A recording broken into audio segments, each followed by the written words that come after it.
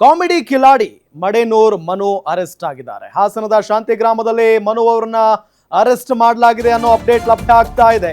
ಮಡೆನೂರ್ ಮನು ವಿರುದ್ಧ rape case ದಾಖಲಾಗಿದೆ.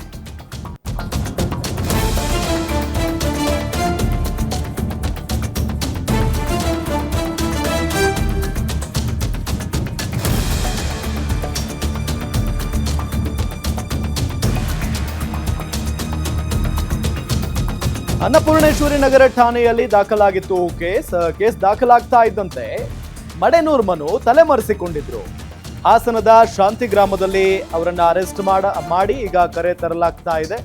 Comedy Kiladi Madenur Manu arrest ಆಗಿರೋದು ಈ ಸಂದರ್ಭದಲ್ಲಿ ಹಾಸನದ ಶಾಂತಿ ಗ್ರಾಮದಲ್ಲಿ ಮನು ಅವರನ್ನ ಅರೆಸ್ಟ್ ಮಾಡಲಾಗಿದೆ. ಮಡೆನೂರು ಮನು ವಿರುದ್ಧ ರೇಪ್ ಕೇಸ್ ದಾಖಲಾಗಿತ್ತು.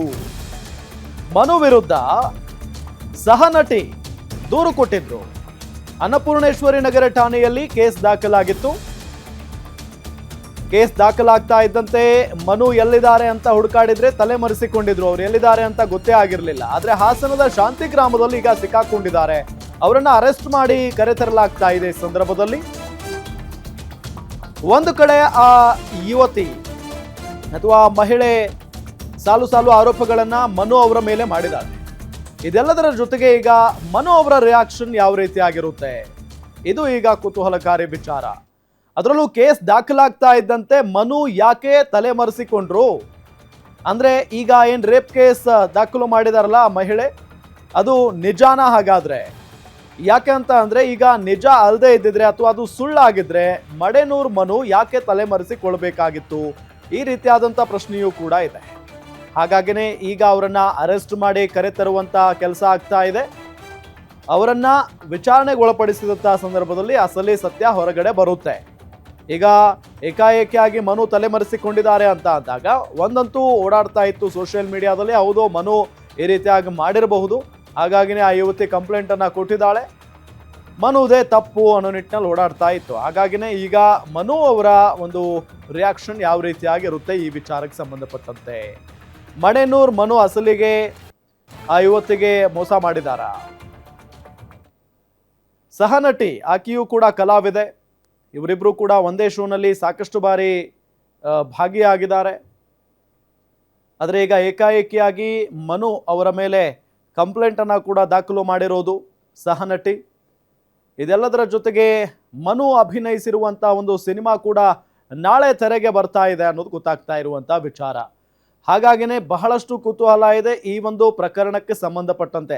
ಸಾಕಷ್ಟು ಮೆಸೇಜ್ಗಳನ್ನು ಕೂಡ, ಆ ಮೆಸೇಜ್ಗಳ ಸ್ಕ್ರೀನ್ಶಾಟ್ಗಳನ್ನು ಕೂಡ ಆ ಯುವತಿ ಎಲ್ಲ ಕಡೆ ವೈರಲ್ ಮಾಡಿರೋದು ಈಗ ನಿಮ್ಮ TV ಸ್ಕ್ರೀನ್ ಮೇಲೂ ಕೂಡ ಗಮನಿಸ್ತಾ ಇದ್ದೀರಿ.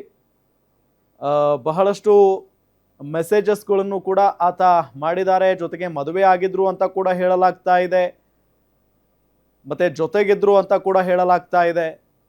ಸೊ ಇಷ್ಟೆಲ್ಲ ಆದ ನಂತರ ಇಷ್ಟು ದಿನಗಳ ಕಾಲ ಇಲ್ಲದ ಆರೋಪವನ್ನ ಈಗ ಯಾಕೆ ಆ ಸಹನಟಿ ಮಾಡ್ತಾ ಇದ್ದಾರೆ ಅನ್ನೋದು ಕೂಡ ಒಂದು ಪ್ರಶ್ನೆ. ಎಷ್ಟು ದಿನಗಳ ಕಾಲ ಯಾವುದೇ ರೀತಿಯಾದಂಥ ಆರೋಪವನ್ನ ಮಾಡಿರಲಿಲ್ಲ ಮಡೆನೂರ್ ಮನು ಅವರ ವಿರುದ್ಧ.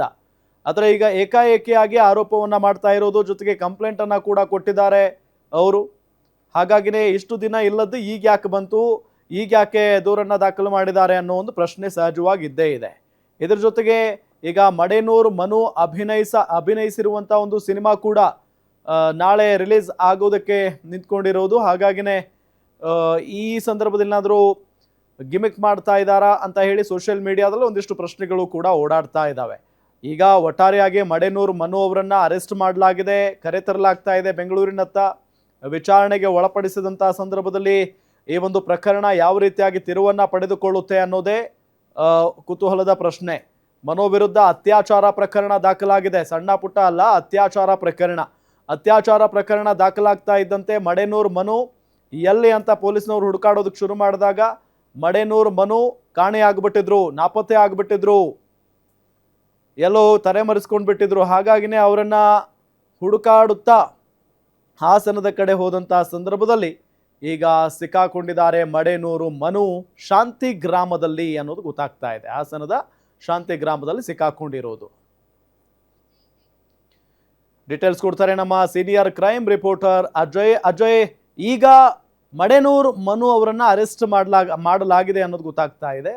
ಕಾರ್ಯಾಚರಣೆ ಯಾವ ರೀತಿ ಆಗಿತ್ತು ಡೀಟೇಲ್ಸ್ ಕೊಡ್ತಾ ಹೋಗೋದಾದ್ರೆ ರಾಮ್, ಏನು ಅತ್ಯಾಚಾರ ಪ್ರಕರಣಕ್ಕೆ ಸಂಬಂಧಪಟ್ಟಂತೆ ಮಡೆನೂರು ಮನ್ನು ಅನ್ನೋ ಕೊನೆಗೂ ಕೂಡ ಅನ್ನಪೂರ್ಣೇಶ್ವರಿ ಪೊಲೀಸರು ಅರೆಸ್ಟ್ ಅನ್ನ ಮಾಡಿದ್ದಾರೆ. ಆತ ಯಾವಾಗ ನಿನ್ನೆ 2 ಗಂಟೆ ಅಥವಾ 1 ಗಂಟೆ ಸಮಯದಲ್ಲಿ ಒಂದು FIR ಕೂಡ ದಾಖಲಾಗುತ್ತೆ. ಈತನ ವಿರುದ್ಧವಾಗಿ ಸಂತ್ರಸ್ತೆ ಕೊಟ್ಟಂತ ದೂರಿನ ಆಧಾರದ ಮೇಲೆ ಕೆಲವೊಂದಷ್ಟು ಡಿಜಿಟಲ್ ಎವಿಡೆನ್ಸ್ ಅಂದ್ರೆ ವಾಟ್ಸಪ್ ಆಗಿರ್ಬೋದು, ವಿಡಿಯೋ ಆಗಿರ್ಬೋದು, ಕೆಲವೊಂದು ಆಡಿಯೋಗಳನ್ನ ಮುಂದಿಟ್ಕೊಂಡು ಒಂದು ಪ್ರಕರಣವನ್ನ ದಾಖಲು ಮಾಡಿರ್ತಾರೆ. ಹೀಗಾಗಿ ಅನ್ನಪೂರ್ಣೇಶ್ವರಿ ಪೊಲೀಸರು ಒಂದು FIR ಅನ್ನ ದಾಖಲು ಮಾಡಿಕೊಂಡು ಅತ್ಯಾಚಾರ ಪ್ರಕರಣದ ಸೆಕ್ಷನ್ಗಳನ್ನ ಆಮೇಲೆ ಆತನ ವಿರುದ್ಧವಾಗಿ FIR ಅನ್ನ ದಾಖಲು ಮಾಡಿ ಆತನ ಪತ್ತೆಗಾಗಿ ಮುಂದಾದಂತ ಸಂದರ್ಭದಲ್ಲಿ ಆತ ಯಾವಾಗ FIR ದಾಖಲು ಆಗ್ತಾವ ಆತ ನೇರವಾಗಿ ತನ್ನ ಮೊಬೈಲ್ ಅನ್ನ ಸ್ವಿಚ್ ಆಫ್ ಮಾಡ್ಕೊಂಡು ಬೆಂಗಳೂರನ್ನ ಬಿಟ್ಟು ಹೊರ ಬೇರೆ ಕಡೆ ಅಂದ್ರೆ ಈಗಾಗಲೇ ಶೂಟಿಂಗ್ ನಡೆಯುವಂತ ಸಂದರ್ಭದಲ್ಲಿ ಕೂಡ ಕೆಲವೊಂದಷ್ಟು ಈವೆಂಟ್ಗಳು ಕೂಡ ನಡೀತಾ ಇತ್ತು. ಆತ ಈ ಈವೆಂಟ್ ಅಲ್ಲಿ ಇದ್ದಂತ ಸಮಯದಲ್ಲಿ FIR ಆಗ್ತಾ ಇದೆ ಅಂತ ಗೊತ್ತಾಯ್ತ ತಕ್ಷಣ ಮೊಬೈಲ್ ನ ಸ್ವಿಚ್ ಆಫ್ ಮಾಡ್ಕೊಂಡು ಆತ ಬೇರೆ ಕಡೆ ಪರಾರಿ ಆಗೋದಕ್ಕೆ ಸಾಕಷ್ಟು ತಯಾರಿ ಕೂಡ ಮಾಡ್ಕೊಂಡಿದ್ದ. ಆದ್ರೆ ಆತನ ಮೊಬೈಲ್ ನಂಬರ್ ಸೇರಿದಂತೆ ಆತನ ಜೊತೆಲಿ ಆಪ್ತವಾಗಿದ್ದಂತ ಕೆಲವೊಂದಷ್ಟು ಜನರ ಮಾಹಿತಿಯನ್ನ ಕೂಡ ಪೊಲೀಸರು ಬರ್ಕೊಂಡು ಅಂದ್ರೆ ಆತ 2 ನಂಬರ್ನ ಯೂಸ್ ಮಾಡ್ತಾ ಇದೆ ಅಂತ ಹೇಳಿ ಮಾಹಿತಿ ಸಿಕ್ಕಿದೆ. ಒಂದು ಮೊಬೈಲ್ ನ ಸ್ವಿಚ್ ಆಫ್ ಮಾಡಿದ್ರೆ ಮತ್ತೊಂದು ಮೊಬೈಲ್ ಆನ್ ಅಲ್ಲಿ ಇತ್ತು ಅಂತ ಹೇಳಿ ಇನ್ಫಾರ್ಮೇಶನ್ ಇದೆ. ಹೀಗಾಗಿ ಆ ಒಂದು ನಂಬರ್ ನ ಟ್ರೇಸ್ ಅನ್ನ ಮಾಡಿದಂತ ಸಂದರ್ಭದಲ್ಲಿ ಲೊಕೇಶನ್ ಎಲ್ಲಿದ್ದಾರೆ ಏನ್ ಮಾಡ್ತಾ ಇದ್ದಾನೆ ಅನ್ನೋದು ಪೊಲೀಸರಿಗೆ ಇಚ್ಚಿಚ್ಚು ಮಾಹಿತಿ ಸಿಗ್ತಾ ಹೋಗುತ್ತೆ. ಹೀಗಾಗಿ ಆತನನ್ನ ಫಾಲೋ ಮಾಡಿದಂತ ಅನ್ನಪೂರ್ಣೇಶ್ವರಿ ಪೊಲೀಸರು ಕೊನೆಗೂ ಕೂಡ ಆತನ ಬಳಿ ಇರುವಂತಹ ಶಾಂತಿನಗರದ ಒಂದು ಮಡೆನೂರು ಬಳಿ ಆತನನ್ನ ಕೂಡ ವಶಕ್ಕೆ ಪಡೆದಿದ್ರೆ ವಶಕ್ಕೆ ಪಡೆದಂತ ಪೊಲೀಸರು ಈಗಾಗಲೇ ಆತನ ವಿಚಾರಣೆ ಮಾಡೋದಕ್ಕೆ ಎಲ್ಲ ಸಿದ್ಧತೆಯನ್ನ ಮಾಡ್ಕೊಳ್ಳಾಗ್ತಾ ಇದೆ. ಮತ್ತೊಂದು ಕಡೆ ಸಂತ್ರಸ್ತೆ ದೂರ ಏನ್ ಕೊಟ್ಟಿದ್ಲು ಆಕೆಯನ್ನು ಕೂಡ ಈಗಾಗಲೇ ESIC ಅಂದ್ರೆ ರಾಜಾಜಿನಗರದಲ್ಲಿರುವಂತಹ ಆಸ್ಪತ್ರೆಗೆ ಕರೆತಂದು ಆಕೆನ ಮೆಡಿಕಲ್ ಟೆಸ್ಟ್ ಅನ್ನು ಕೂಡ ಮಾಡ್ತಾ ಇದ್ರೆ ನಿನ್ನೆಯೂ ಕೂಡ ಸತತ 2 ಗಂಟೆಗಳ ಕಾಲ ಅಂದ್ರೆ ಮಧ್ಯರಾತ್ರಿ 2 ಗಂಟೆಗಳ ಕಾಲ ಆಕೆಯನ್ನ ಮೆಡಿಕಲ್ ಗಾಗಿ ಕರೆತಂದಂತ ಪೊಲೀಸರು ಅಲ್ಲಿ ಮೆಡಿಕಲ್ ಟೆಸ್ಟ್ ಅನ್ನ ಮಾಡಿದ್ರು. ಇವತ್ತು ಕೂಡ ಕೆಲವೊಂದಷ್ಟು ಪ್ರೊಸೀಜರ್ ಬಾಕಿ ಇರುವಂತ ಹಿನ್ನೆಲೆಯಲ್ಲಿ ಮತ್ತೆ ಬೆಳಗ್ಗೆ ಆಕೆಯನ್ನ ಮತ್ತೆ ಕರೆದು ತಂದು ಇಲ್ಲಿ ಮೆಡಿಕಲ್ ಟೆಸ್ಟ್ ಅನ್ನ ಇಲ್ಲೂ ಕೂಡ ಮಾಡಲಾಗ್ತಾ ಇದೆ. ಮೇ ಬಿ ಇವತ್ತು ಸಂಜೆ ಒಳಗಾಗಿ ಮೆಡಿಕಲ್ ಟೆಸ್ಟ್ ಮುಗಿಸಿದ ನಂತರ ಆಕೆ ಕೂಡ ಸ್ಟೇಷನ್ಗೆ ಬಂದು ಮತ್ತಷ್ಟು ಹೇಳಿಕೆ ಕೊಡುವಂತ ಚಾನ್ಸಸ್ ಕೂಡ ಇದೆ. ಇದೇ ರೀತಿಯಾಗಿ ಆತನನ್ನ ವಶಕ್ಕೆ ಪಡೆದಿರುವಂತಹ ಅನ್ನಪೂರ್ಣೇಶ್ವರಿ ಪೊಲೀಸರು ತಾನಿಗೆ ಕರೆತಂದು ಅಲ್ಲಿ ವಿಚಾರಣೆಯನ್ನ ಮಾಡೋದಕ್ಕೂ ಕೂಡ ಸಿದ್ಧತೆಯನ್ನ ಮಾಡ್ಕೊಳ್ಳಲಾಗ್ತದೆ. ಕೆಲವೊಂದಷ್ಟು ಪ್ರಶ್ನಾವಳಿಗಳನ್ನು ಕೂಡ ತಯಾರು ಮಾಡ್ಕೊಂಡಿದ್ದಾರೆ. ಯಾವ ರೀತಿಯಾಗಿ ಪ್ರಶ್ನೆಗಳನ್ನ ಕೇಳಬೇಕು, ಈಗಾಗಲೇ ದೂರು ಸಂತ್ರಸ್ತೆ ಕೊಟ್ಟಂತ ದೂರಿನ ಆಧಾರದ ಮೇಲೆ ಯಾವ ಹಂತದಲ್ಲಿ ಈತ ಯಾವಾಗ ಈ ಒಂದು ಕೃತ್ಯವನ್ನು ಎಸಗಿದ್ದ, ಅತ್ಯಾಚಾರ ಮಾಡಿದ್ದು ಯಾವಾಗ, ಜೊತೆಗೆ ಎಷ್ಟು ವರ್ಷಗಳಿಂದ ಇವರು ನೀರು ತೆಗೆದರಿದ್ರು. ಇಲ್ಲಿ ಸ್ಪಷ್ಟವಾಗಿ ಆಕೆ ಸಂತ್ರಸ್ತೆ ಹೇಳಿಕೆಯನ್ನ ಕೊಟ್ಟಿದ್ದಾರೆ. ನಾನು ಮದುವೆ ಆಗಿದೆ 2022ರಲ್ಲಿ ಮದುವೆ ಆಗಿದೆ, ಜೊತೆಲೆ ಇದು ಎರಡು ಬಾರಿ ಗರ್ಭಪಾತವನ್ನ ಮಾಡ್ತಿದ್ದ, ನನ್ನ ಬಳಿ ಹಣವನ್ನ ಇಸ್ಕೊಂಡಿದ್ದ, ಜೊತೆಗೆ ಕೆಲವೊಂದಷ್ಟು ಆರೋಪಗಳನ್ನ ಮಾಡಿದ್ಲು, ನನ್ನ ಮೇಲೆ ಹಲ್ಲೆಯನ್ನ ಮಾಡಿದ್ದ, ಅವಾಚ್ಯ ಶಬ್ದಗಳಿಂದ ನಿಂದನೆ ಮಾಡಿದ ಅಂತ ಹೇಳಿ ಆ ಒಂದು ಅಡಿಯಲ್ಲೂ ಕೂಡ FIR ನಲ್ಲಿ ಉಲ್ಲೇಖ ಆಗಿರೋದ್ರಿಂದ ಆ ಉಲ್ಲೇಖ ಆಗಿರುವಂತ ಎಲ್ಲಾ ರೀತಿಯಾದಂತ ಹೇಳಿಕೆಯನ್ನ ಮುಂದಿಟ್ಕೊಂಡು ಆತನ ವಿಚಾರಣೆ ಮಾಡೋದಕ್ಕೆ ಪೊಲೀಸರು ಕೂಡ ಸಿದ್ಧತೆಯನ್ನ ಮಾಡ್ತಾ ಇದ್ದಾರೆ. ರಾಮ್, ಅಜಯ್, ಒಂದ್ ಕಡೆ ಆ ಯುವತಿ ಸಾಕಷ್ಟು ಆರೋಪಗಳನ್ನ ಮಾಡ್ತಾ ಇದ್ದಾಳೆ, ಮತ್ತೊಂದ್ ಕಡೆ ಏನು ಇಲ್ಲಿ ದೂರು ದಾಖಲಾಗ್ತಾ ಇದ್ದಂತೆ ಮಡೆನೂರು ಮನು ಕಾಣೆ ಆಗಿಬಿಟ್ಟಿದ್ರು ಅಥವಾ ಅವರೇ ತಪ್ಪಿಸ್ಕೊಂಡು ಹೋಗಿದ್ರು. ಇದೆಲ್ಲ ಗಮನಿಸ್ತಾ ಇದ್ರೆ ಆ ಯುವತಿ ಅಥವಾ ಸಂತ್ರಸ್ತೆ ಮಾಡ್ತಾ ಇರುವಂತ ಆರೋಪ ನಿಜ ಅಂತ ಅನಿಸ್ತಾ ಇಲ್ವಾ ಮೇಲ್ನೋಟಕ್ಕೆ? ಖಂಡಿತ ಏನು ಈ ಸಂತ್ರಸ್ತೆ ಕೊಟ್ಟಂತ ಹೇಳಿಕೆಯ ಏನ್ ನೋಡಿದ್ರೆ FIR ಅಲ್ಲಿ ಉಲ್ಲೇಖ ಆಗಿದೆ ಅದೆಲ್ಲವೂ ಕೂಡ ಸತ್ಯ ಅಂತ ಸ್ಪಷ್ಟವಾಗಿ ಗೊತ್ತಾಗ್ತದೆ. ಯಾಕಂದ್ರೆ ಅದಕ್ಕೆ ಸಂಬಂಧಪಟ್ಟ ಹಾಗೆ ಅವಳು ಮಾಡಿರುವಂತ ಆರೋಪಕ್ಕೆ ಒಂದು ಉದಾಹರಣೆಯಾಗಿ ಕೆಲವೊಂದಷ್ಟು ಆಡಿಯೋಗಳಾಗಿರ್ಬೋದು, ವಿಡಿಯೋಗಳಾಗಿರ್ಬೋದು, ಜೊತೆಗೆ ಕೆಲವೊಂದಷ್ಟು ವಾಟ್ಸಪ್ ಚಾಟ್ ಏನಿದೆ ಎಲ್ಲವೂ ಕೂಡ ಒಂದು ಸಾಕ್ಷಿಗಳನ್ನ ಇಟ್ಕೊಂಡು ಆಕೆ ಮಾಡಿರುವಂತ ಆರೋಪಗಳನ್ನ ನೋಡಿದ್ರೆ ಸತ್ಯವಾದಂತ ಇದು ಎಲ್ಲ ರೀತಿಯಾದಂತ ನಿಜ ಇದೆ ಈ ಒಂದು ಪ್ರಕರಣದಲ್ಲಿ, ಅತ್ಯಾಚಾರ ಪ್ರಕರಣ ಅಂತ ಹೇಳ್ಬೋದು.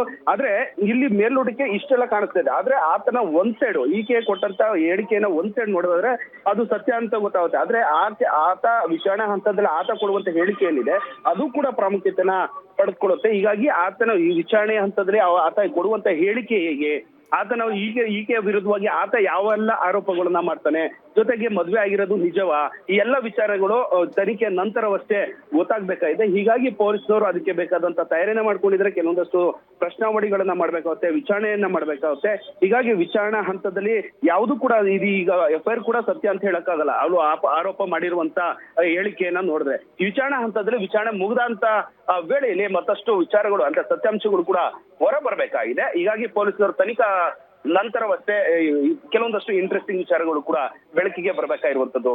ರಾಮ್, ಇದು ಅತ್ಯಾಚಾರ ಪ್ರಕರಣ ಆಗಿರೋದ್ರಿಂದ ಸಹಜವಾಗಿ ಹಿಂದೆನೂ ಸಾಕಷ್ಟು ಪ್ರಕರಣಗಳನ್ನ ನೀವು ನೋಡಿರ್ತೀರಿ. ಹಾಗಾಗಿ ಈ ಪ್ರಕರಣದಲ್ಲಿ ಇಬ್ಬರನ್ನು ಕೂರಿಸಿ ಏನಾದರೂ ವಿಚಾರಣೆಗೆ ಆದರೆ ಎದರಾ ಬದರಾ ಕೂರಿಸಿ ಏನಾದರೂ ವಿಚಾರಣೆ ಮಾಡುವಂತ ಸಾಧ್ಯತೆ ಇರುತ್ತಾ ಅಜಯ್?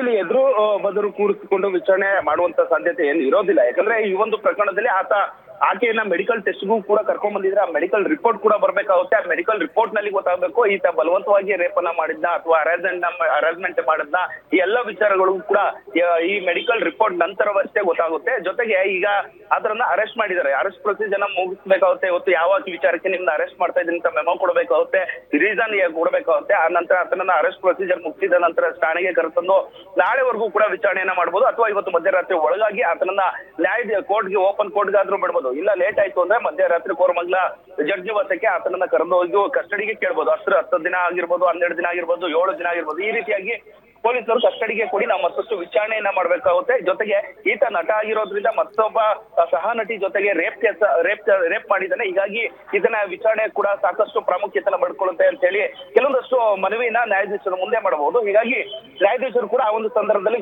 ಕಸ್ಟಡಿಗೆ ಕೊಟ್ರೆ ನಂತರ ಆತನನ್ನ ವಿಚಾರಣೆಗೆ ಒಂದು 7 ದಿನ ಅಥವಾ 10 ದಿನ ಕೊಟ್ಟಂತ ಸಂದರ್ಭದಲ್ಲಿ ಆತನಿಂದ ಮಾಹಿತಿನ ತಿಳ್ಕೊಬೇಕಾಗುತ್ತೆ. ಆತನ ಒಂದ್ ಸೈಡ್ ಏನ್ ಸ್ಟೋರಿ ಹೇಳ್ತಾನೆ ಅಥವಾ ಅವನು ಒಂದ್ ಸೈಡ್ ವಿಚಾರಣೆ ಅಂತಂದ್ರೆ ಆತ ಕೊಡುವಂತ ಮಾಹಿತಿ ಏನು, ಜೊತೆಗೆ ಸಂತ್ರಸ್ತೆ ಕೊಟ್ಟಿರುವಂತಹ ಹೇಳಿಕೆ ಏನು, ಅವಳು ಮಾಡಿರೋದಂತ ಆರೋಪಗಳು ಏನು, ಇವೆಲ್ಲ ಮುಂದೆ ಇಟ್ಕೊಂಡು ಆತನಿಗೆ ಕ್ವಶನ್ ಮಾಡ್ತಾರೆ. ನಂತರ ಮೆಡಿಕಲ್ ರಿಪೋರ್ಟ್ ಬಂದ ನಂತರವೇ ಮತ್ತಷ್ಟು ವಿಚಾರಗಳು ಹೊರಬರ್ಬೇಕಾಗುತ್ತೆ. ಯಾರ್ದು ತಪ್ಪಿಲ್ಲ, ಯಾರು ಯಾಕೆ ನಿಜವಾಗ್ಲೂ ಕೂಡ ಇಲ್ಲಿ ರೇಪ್ ಆಗಿದ್ಯಾ ಅಥವಾ ಇಬ್ರು ಕೂಡ ಮದುವೆ ಆಗಿ ಜೊತೆಲಿ ಇದ್ವಿ ಅಂತ ಹೇಳ್ಕೊಂಡಾದ್ಮೇಲೆ ಎಲ್ಲವೂ ಚೆನ್ನಾಗಿತ್ತು. ಆದ್ರೆ ಕೆಲವೊಂದಷ್ಟು ಶೂಟಿಂಗ್ ಕೊಟ್ಟಂತ ಸಂದರ್ಭದಲ್ಲಿ ಆಕೆ ಸಾಕಷ್ಟು ಹಣವನ್ನು ಕೂಡ ನಾನು ಕೊಟ್ಟಿದ್ದೆ ಓಕೆ ಅಜಯ್.